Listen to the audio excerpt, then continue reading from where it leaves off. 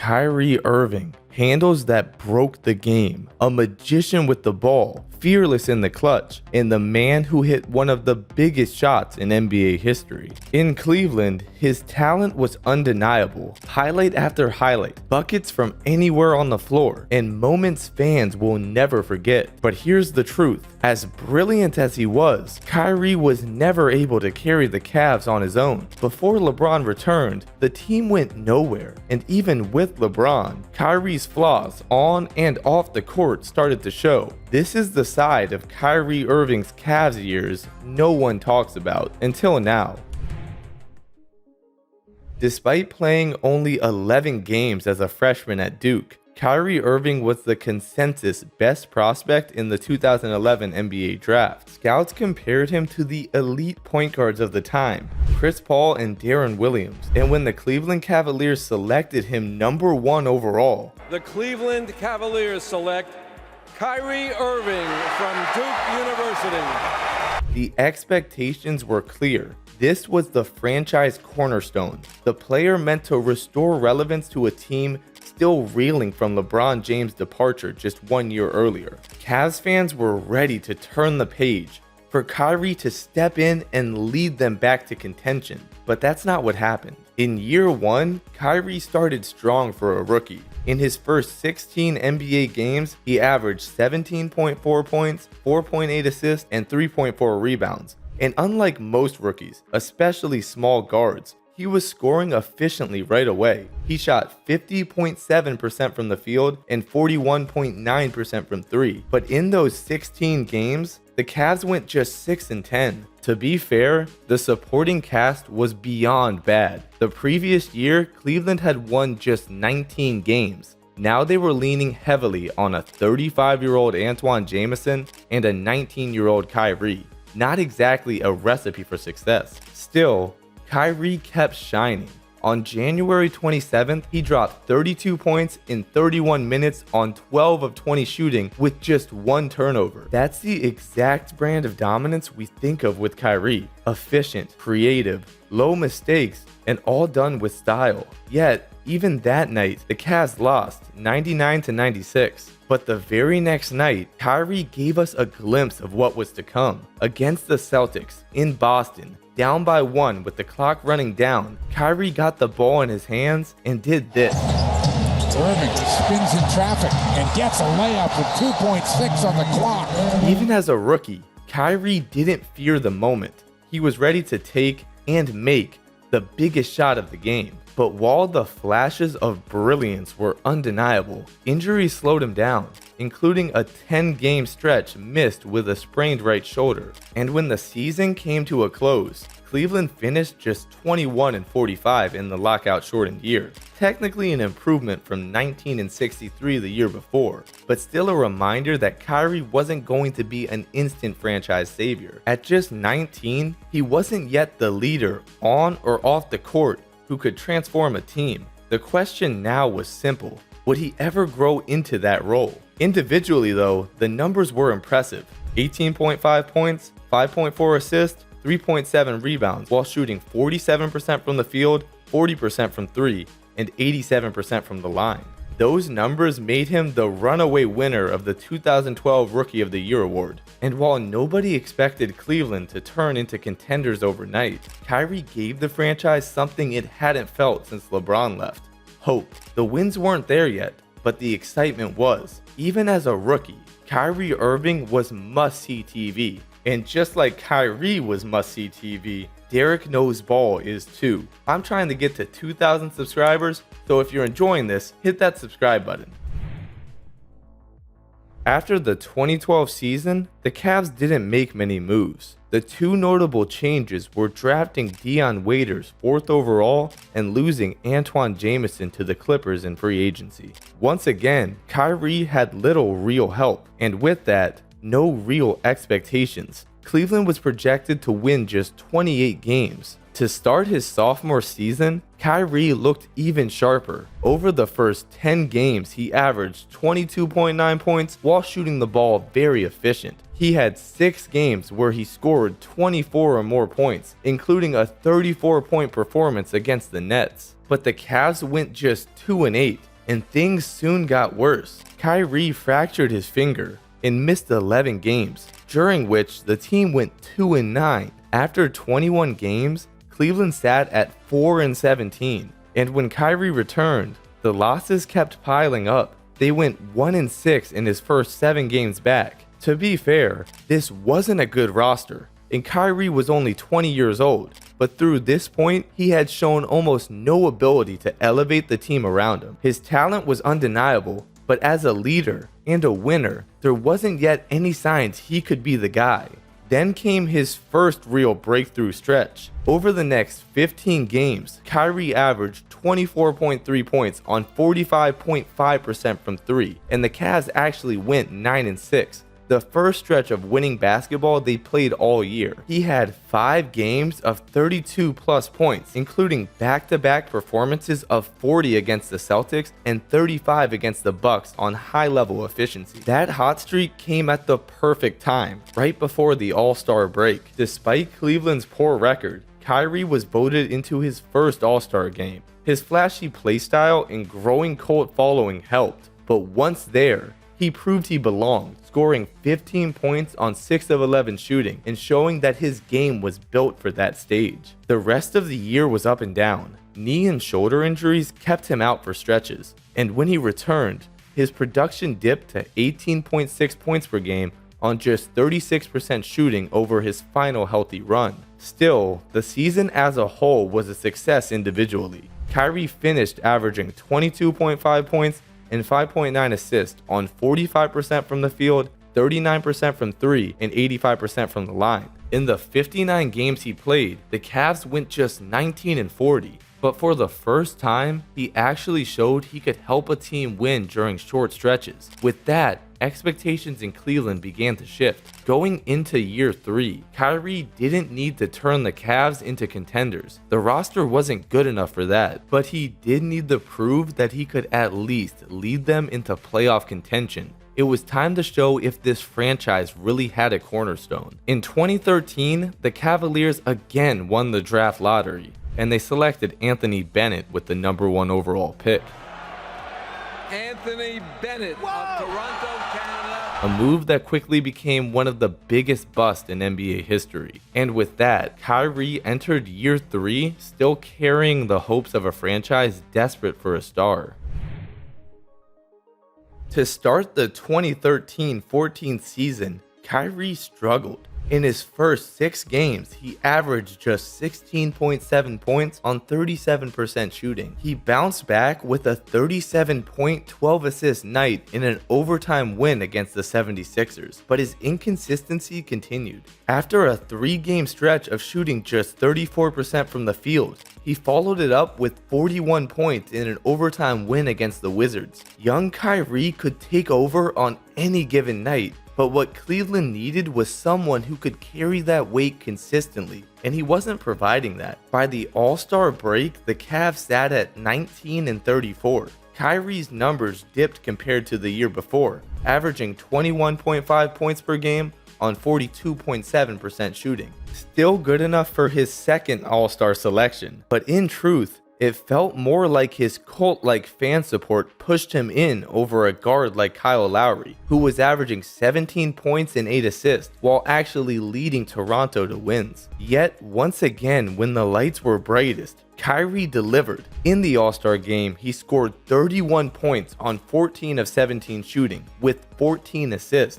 taking home the All-Star game MVP. For Kyrie, that moment was the highlight of the season, and arguably his young career so far. The rest of the year told the same story. Kyrie finished averaging 20.8 points, 6.1 assists, and 3.6 rebounds on 43% shooting and 36% from 3. Solid production, but not transformative. The Cavs ended the season 33-49, finishing 10th in the East. While other young star point guards like John Wall, Kyle Lowry, Steph Curry, and Russell Westbrook were making playoff pushes. Kyrie, the fan favorite out of all of them at the time, was missing the postseason for a third straight year. But on May 20th, Cleveland's fortune suddenly shifted when they won the draft lottery for the third time in 4 years. And then, less than 2 months later, came the moment that changed everything. On July 11th, LeBron James announced he was coming home. This city It's a great day in Cleveland. is electric. Welcome back home! Welcome back home! Welcome home, LeBron.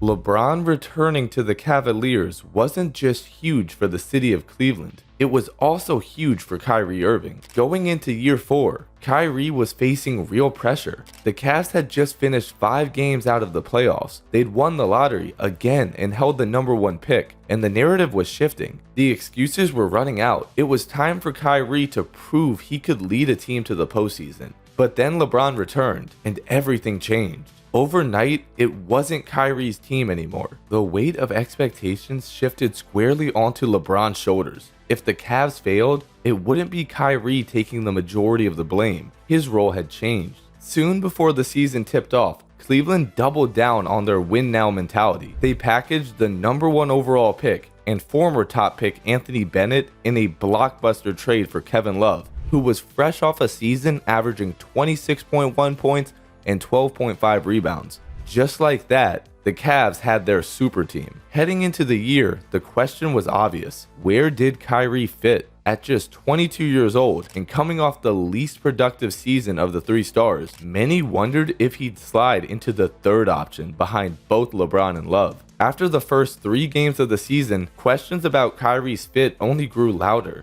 The Cavs started 1-2, with Kyrie averaging 18 points on just 34% shooting. In the 4th game, in a loss to the Jazz, Kyrie scored 34, but had 0 assists. Afterward, LeBron talked to him about his play style, about dominating the ball too much. Soon after, things began to click. Over the next 13 games, Kyrie averaged 22.5 points and 5.1 assists on 52% shooting, and the Cavs went 9-4. It was clear where he stood in the pecking order. Too talented to be relegated to a third option, but still not the one who controlled the game. That responsibility belonged to LeBron. And that was the truth about Kyrie on the Cavs. Individually, he was a rare talent, but translating that talent into wins didn't come naturally. LeBron helped mold him into not just a star, but a winner. Still, the season had its turbulence. At one point, Cleveland sat at 19-20, and fans began to panic. The so-called super team looked like a flop, and some wondered if Kyrie was the problem. Maybe he wasn't built for winning basketball. But then came the response. The Cavs ripped off 12 straight wins, with Kyrie averaging 24.5 points and over 5 assists on nearly 50% shooting from 3. The stretch included a career-high 55 points in a win against Portland, a reminder of just how dominant he could be when he got going. By the All-Star break, Cleveland was 33-22. Not an elite record, but they were hot and figuring things out. LeBron and Kyrie were both named All-Stars. Kevin Love, however, was not. Love was the one forced to sacrifice the most in order for the trio to work. With only one basketball, someone had to get fewer touches. After the break, the Cavs cemented themselves as a title contender.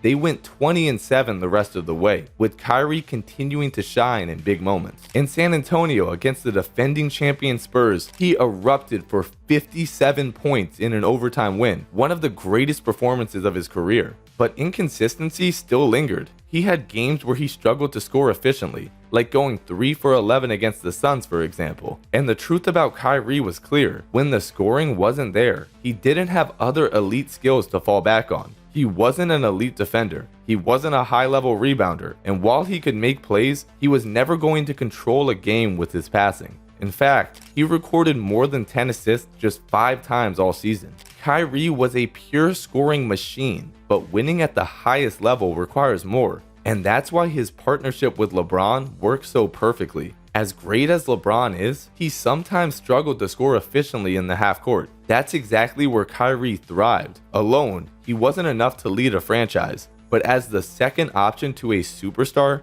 He was the perfect complement. And because of that, heading into the 2015 playoffs, the Cavaliers were a team no one in the East wanted to face. That season, Kyrie was also selected to the All-NBA third team, the first All-NBA honor of his career. The Cavs ended the regular season 53-29, good for the number 2 seed. In the first round, they faced the 7th-seeded Celtics, who finished just 40-42. To put the East weakness into perspective, the number 7 seed in the West had 50 wins. Cleveland rolled through Boston, sweeping the series. In his playoff debut, Kyrie led all scorers with 30 points in Game 1, but the sweep came at a cost. Kevin Love suffered a dislocated shoulder in Game 4, ending his postseason. Yes, he did. His shoulder popped out. Yeah, he ran right past He's us. going right to the locker room. I think his shoulder popped out, so a big moment here.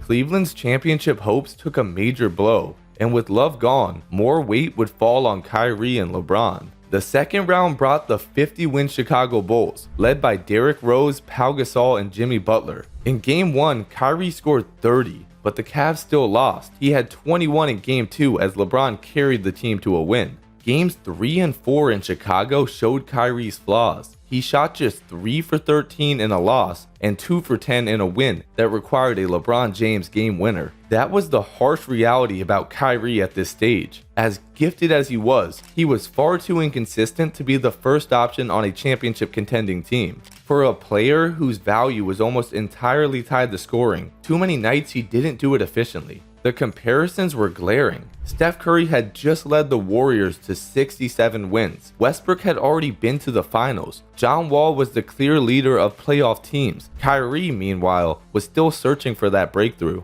With the series tied 2-2 in a big Game 5, Kyrie finally played well with 25 points on efficient shooting. But in Game 6, he buckled his knee and played just 12 minutes. The Cavs won anyway, closing out the Bulls. For the 5 full games Kyrie did play, he averaged 19.8 points, 3.2 assists, and 2.4 rebounds on 40% shooting. Solid, but let's be real. Other star point guards didn't have the luxury of putting up those numbers and still advancing. Kyrie did because he had LeBron averaging 26, 11, and 9. In the conference finals, Cleveland faced the 60-win Hawks, a team with 4 All-Stars. On paper, this was supposed to be their toughest challenge yet, but the Cavs dismantled Atlanta. Kyrie scored just 10 in Game 1, then sat out Games 2 and 3 with knee pain and returned in Game 4 with 16 points. Across the entire series, he totaled just 26 points, but Cleveland still advanced, sweeping the Hawks. Then came the finals against the 67-win Golden State Warriors. In Game 1, Kyrie looked brilliant. 23 points, 14 in the second half, and clutch baskets down the stretch. But in overtime, disaster struck again. He fractured his kneecap, ending his postseason,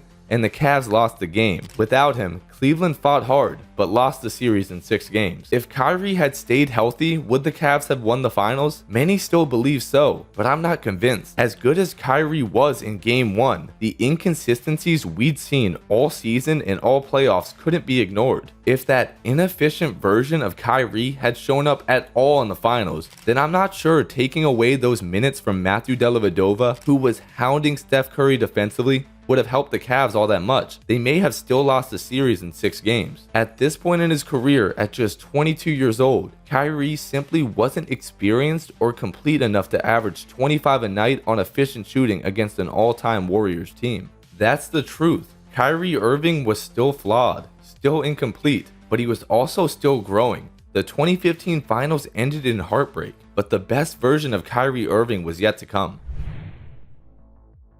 Heading into the 2015-16 season, the Cavaliers were on a mission. With the same core intact, they were considered the favorites to win the NBA championship. But for Kyrie, the year started slowly. Still recovering from the fractured kneecap he suffered in the finals, he missed the first 24 games of the season. Cleveland just went 17-7 without him, proving they were a high-level playoff team even when he wasn't on the court. The question was simple. Could Kyrie be the difference maker that pushed them over the top? When he did return, he didn't look like himself right away. In his first 10 games, he averaged just 16.5 points and 4 assists on 41% shooting. Still, The Cavs went 8-2 in that stretch. Soon after, Kyrie began to find his rhythm. Over the next 15 games, he averaged 20 points and 5 assists while shooting 49% from the field. That, in all reality, was the Kyrie Cleveland had come to know. A low 20-point-per-game scorer, about 5 assists,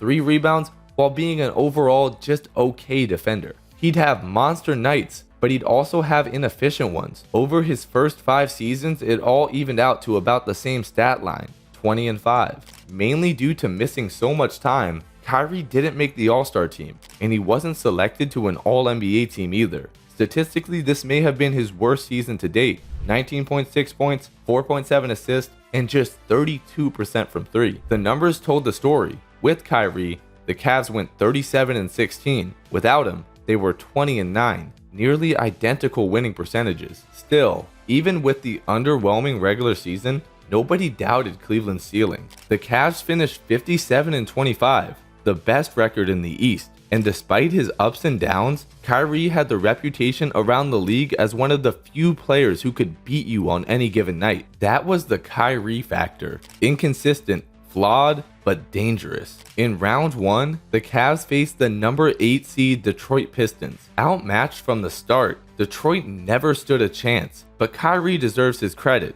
In a 4-0 sweep, he played well in every single game, averaging 27.5 points on 47% shooting from both the field and 3. It was the most impressive and consistent playoff series of his career to that point.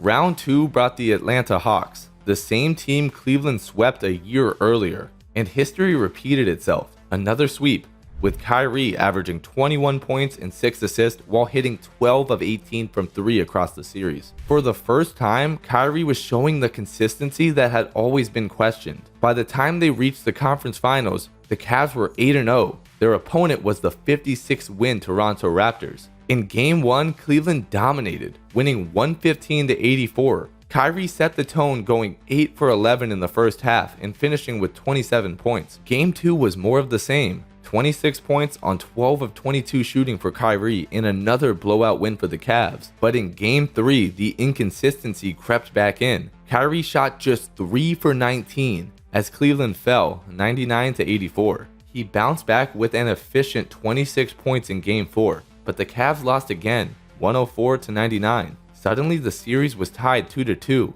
and questions returned. Game 5 in Cleveland was the turning point. The Cavs dominated from start to finish, winning 116-78. Kyrie scored 23 as the Cavs put themselves one win from the finals. And in Game 6 on the road in Toronto, Kyrie was brilliant. He dropped 30 points with 9 assists, teaming up with LeBron to send Cleveland back to the finals. For the first time, Kyrie deserved all of his flowers. His production had finally matched his talent. He was elevating his game in big moments, proving he could be consistent when it mattered most. And now, he had a chance to help deliver Cleveland's first championship in 52 years. But standing in their way was the greatest regular season team of all time, the 73-win Golden State Warriors, the team that had beaten them the year before, the team fresh off a legendary 3-1 comeback against Kevin Durant and the Thunder. This was going to be an uphill battle, and every NBA fan knew it. In games 1 and 2, Kyrie struggled badly.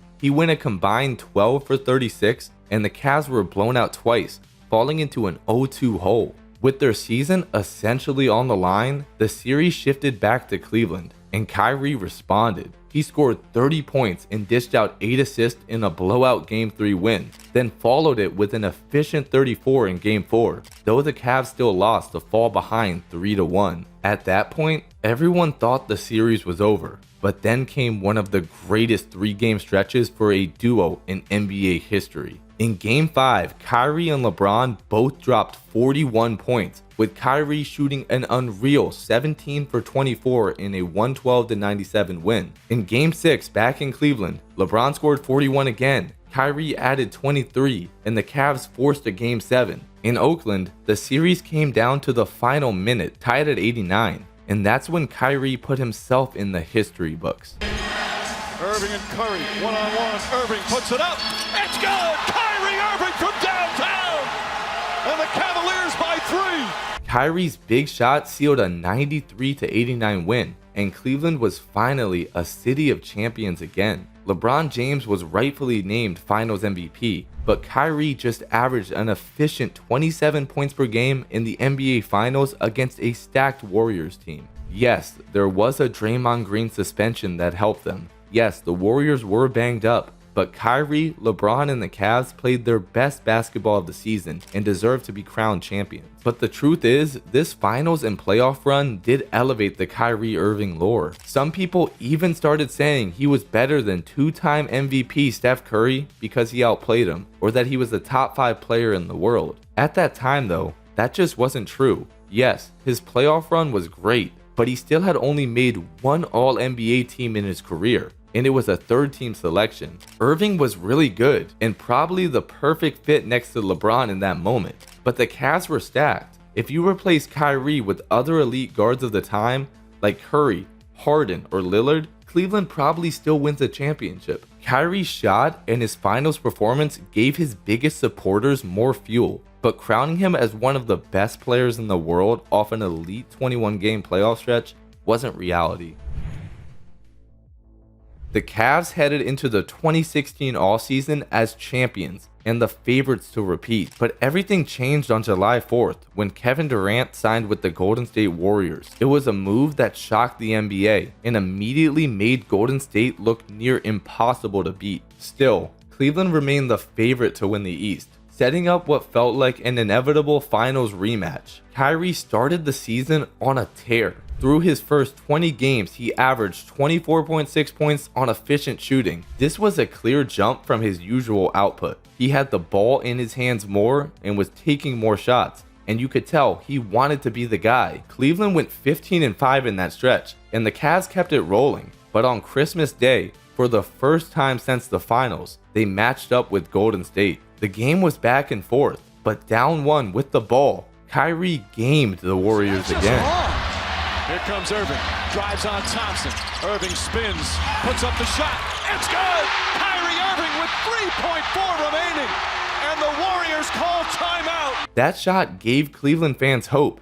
Yes, the Warriors added KD. Yes, they were dominating the NBA, but maybe, just maybe, the Cavs still had their number. By the All-Star break, this was the best version of Kyrie we'd ever seen. He was scoring at a higher level, and most importantly, he was doing it consistently. He was named an All-Star alongside LeBron James and Kevin Love, and in the game, he put up 22 points and 14 assists. The strong play continued as the regular season closed out. He had big games, including 46 points against the Lakers, 43 against the Hawks, and he finished the regular season with career highs across the board. 25.2 points, 5.8 assists, 3.2 rebounds, shooting 47% from the field, 40% from 3, and 90% from the line. By far the best individual season of his career. But here's the thing, he still wasn't named to an All-NBA team, and honestly, he didn't deserve it. That year, there were simply 6 guards who were better. John Wall and DeMar DeRozan both put up bigger numbers while being the clear number 1 options on teams with similar records to the Cavs. They were both named to the 3rd team over Irving. Steph Curry and Isaiah Thomas played at higher levels, and their teams had more success. This landed them on the 2nd team, and the 1st team was untouchable. James Harden and Russell Westbrook, the 2 MVP candidates, both putting up historic seasons. Even Damian Lillard, who averaged 27 and dragged Portland into the playoffs, didn't make All-NBA, and arguably had a stronger year than Kyrie. The reality about Kyrie in 2017 is that in a playoff series, he might outplay any of those guys. But in the regular season, even in the best year of his career with championship hype behind him, he was essentially viewed as the 7th or 8th best guard in the NBA, and only the 5th or 6th best point guard. Kyrie was great, but he was never a true top guy, never an MVP level player. In his head, and in the minds of his fans, the story was different. Cleveland finished this regular season at 51-31, the number 2 seed in the East. That meant in the first round of the 2017 playoffs, they would face the 7th-seeded Indiana Pacers. Every game against Indiana came down to the wire, but Cleveland just had too much firepower. They swept the Pacers 4-0. Kyrie wasn't the most efficient, shooting just 42% from the field and just 22% from 3, but he still averaged 25 points and had a 37-point game in Game 3. The Cavs advanced. In the second round, they faced the Toronto Raptors. and once again, the Cavs overwhelmed their opponent, sweeping the series. Kyrie struggled with efficiency again, shooting just 37% from the field, but he did shine as a playmaker, averaging 8.5 assists with only 1.8 turnovers per game. Still, through 2 rounds, he was shooting under 40% from the floor and 28% from 3. The truth was, Cleveland was cruising because LeBron was dominating, putting up 34 points, 9 rebounds, and 7 assists a night on 56% shooting. The Eastern Conference Finals against a banged-up Boston Celtics team followed the same script. Cleveland won in 5 games, but this time, Kyrie played great. He averaged 26 points while shooting an absurd 62% from the field, 50% from 3, and 92% from the line. His best game came in Game 4, when he dropped 42 points on 15 of 22 shooting. The Cavs advanced to their 3rd straight NBA Finals, rolling through the East with a 12-1 record. They were finally fully healthy and playing their best basketball, but waiting for them on the other side was a Warriors team that had gone 12-0 in the West, and with Kevin Durant added to the mix, Golden State were heavy favorites. The truth is, in this series, I can't hold anything against Kyrie. He played great, one of the best stretches of his career, averaging 29.4 points per game on efficient shooting. The reality was simple, the Cavs just weren't good enough to beat this Warriors team. For Cleveland to even win 1 game, they had to hit 24 of 45 from 3. Golden State took the series in 5, and soon after, the offseason drama began. Kyrie requested a trade. He was tired of being the number 2 option and wanted a chance to be the main guy. But the reality was, whether he liked it or not, Kyrie wasn't good enough to be the lead player on a championship team. He was too inconsistent, and outside of scoring, he didn't impact the game at a high enough level. Eventually, he was traded to Boston, and just like that, his Cavs career was over. As fun as he was to watch, as brilliant as he was in big moments, the truth is Kyrie was never a top 10 player in the NBA during his Cleveland years. He was the perfect running mate for LeBron, the player who hit one of the biggest shots in finals history, but across his 6 seasons, his numbers were 21.6 points and 5.5 assists per game, with just average defense. Kyrie Irving is one of the most entertaining and polarizing players of all time, and that's a big reason for his cult-like fan base and why he's often overrated in conversations about the best players of the 2010s. But that's just my take. I'm Derekknowsball, and my job is to tell NBA stories from a different perspective.